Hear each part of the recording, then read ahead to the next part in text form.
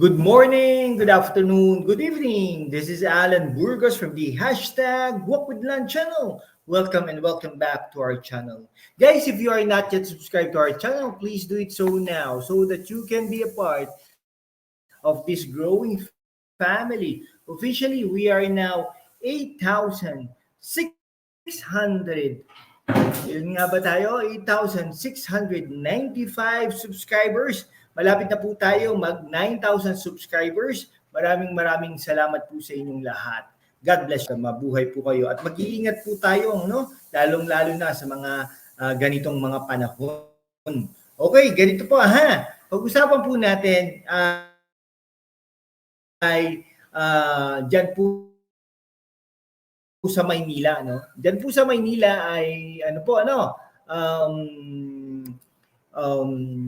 may magkalaban o si Yorme Isko Moreno at saka si Mayora Hani Lacuna, at syempre may mga magkakampihan yan, no? Magkakampihan talaga yung mga yan, no? Ang major na kakampi ni Mayora Hani Lacuna ay si Vice Mayor Yul Servo, no? Ngayon talaga parang napupuna natin, no? Talagang parang may mga trend, no? Trending talaga, or may mga kakampi ni Yorme Isko Moreno, no? Kaya nga naman nung nakaraang mga araw, 17 no, miyembro ng Konseho ng Maynila ay talaga namang sila ay mga tinaguriang supporters ni former Manila Yorme Isko Moreno ay nag-file po ng petition para sa isang injunction before the Manila Regional Trial Court against itong major kakampi ni Mayora Hani Lacuna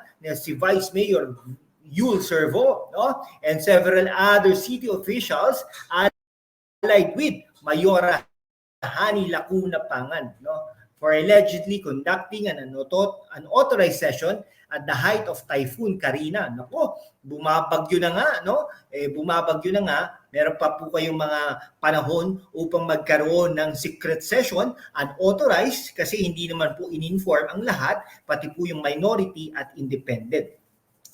Siya nga po pala, yung minority, sila po yung independent, okay? Yung minority ngayon na tinatawag ay sila po ang majority, no? Talagang nasa recess po sila, no? Besides Servo, included as respondents were 3rd District Councilor Ernesto Isip Jr. Siya yata yung siya yata yung majority floor leader. Hindi po natin maiisip kung talagang nag-iisip si Ernesto Isip Jr. At saka si 6th District Councilor Salvador Philip Lacuna and 19 other councilors. Ito si Philip Lacuna, ito ay kapatid ni Mayora Hani Lacuna, at siya po ay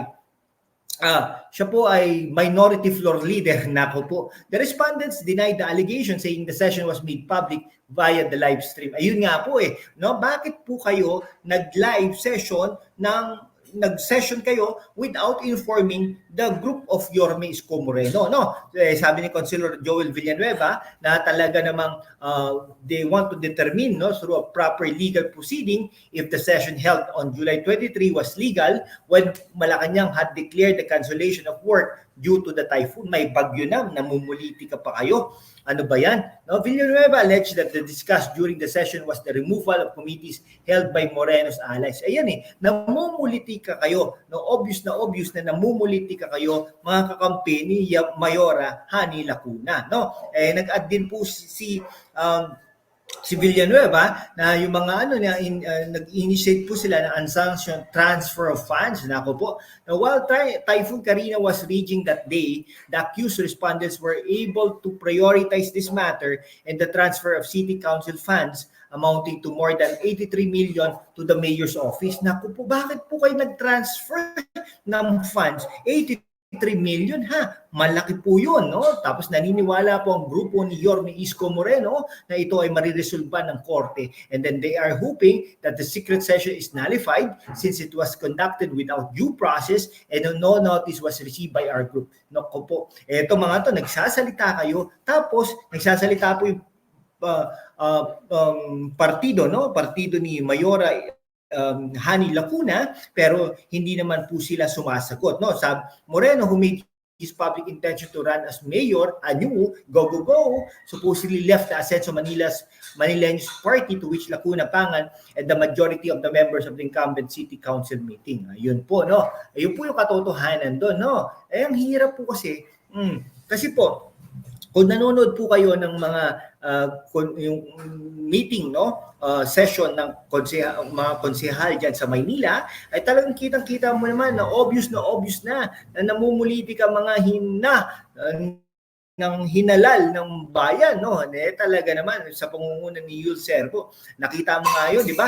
Sinasabihan niya yung batang SK Federation chairperson, pero at the same time hindi naman niya ipinasagot. Nasaan ang doon, no? Parang walang freedom of expression, no? Ikaw inaakusahan mo siya na hindi siya nagpe-perform, pero hindi mo naman siya pinasagot bakit hindi siya nagpe-perform. Hindi tuloy natin masabi kung talagang tunay nga ba ang iyong sinasabi sa mga akusasyon mo dun sa batang SK Federation. Ngayon, dahil dyan, ay sigurado, matatalo na kayo sa mga kabataan dyan sa Maynila. No? Okay? Matatalo din kayo sa mga senior ng Maynila dahil mahal na mahal nga yan ni Yorme Isko Moreno, ang mga senior ng Maynila. No? Siyempre, matatalo kayo lahat sa lahat ng antas ng estado, antas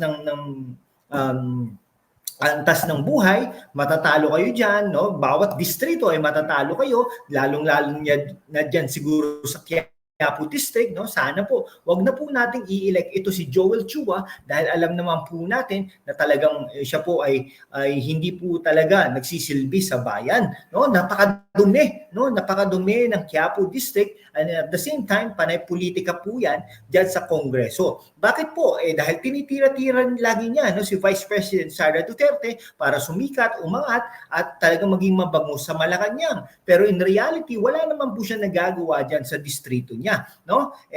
Tingnan mo nyo, ang hirap po kasi, no, dapat po solid Yorme tayo, ha, at hindi po natin pababayaan at tutulungan natin si Yorme upang makabalik dyan sa Maynila bilang mayor ng Maynila. No, alam niyo po ba, dahil excited na rin po tayo sa mga aktibidades ni Yorme Isko Moreno pagdating ng 2025. Dahil nga po, no, pag siya po ay na-elect, sigurado po tayo, talagang lilinisin niya ang Maynila, papailawan niya ang Maynila, papagandahin niya ang City Hall Complex, ang mga social services o pampublikong serbisyo sa mga matatanda, sa estudyante, sa mga nagtatrabaho ay aayusin niya at dadagdagan niya po siguro ang serbisyo niya sa mga kabataan, sa mga eskwelahan, mga guro, no? Ay talagang pagbubutihin niya. So lahat ng ito ay talagang ibibigay niya sa lungsod ng Maynila. Saan ka pa? Sa Mayora na hindi nagpe-perform o dito sa Yorme na bilis kilos ang lahat. Okay, hanggang dito na lang po mga kaibigan ko, ha.